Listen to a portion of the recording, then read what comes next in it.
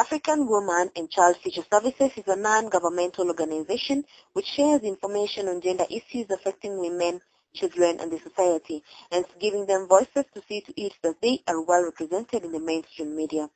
Ruth Omuhango is an administrator and program officer in the organization.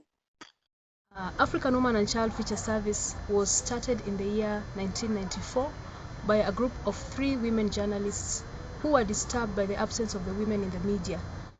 It has grown to become a big media NGO whose issues not only focuses on just gender perspective or just the media, but ensures that women's development issues are covered.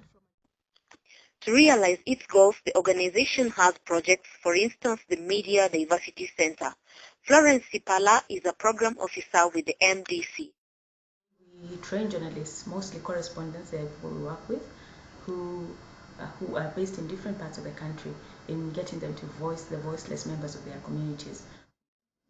We publish a newspaper with the name The Reject.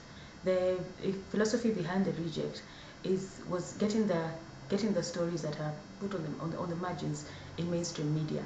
So even in establishing content centers, we have still worked in the same way, that we are complementing the mainstream media.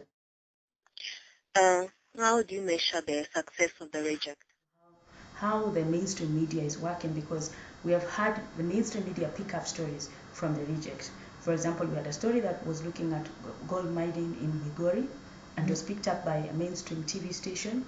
We had a story on Wagala massacre, which was picked up by 2 mainstream newspapers. See that we are helping to influence media policy. With a vision of becoming a media that is gender sensitive, African Women and Child Future Services has not only given the voiceless voices, but also influenced the mainstream media.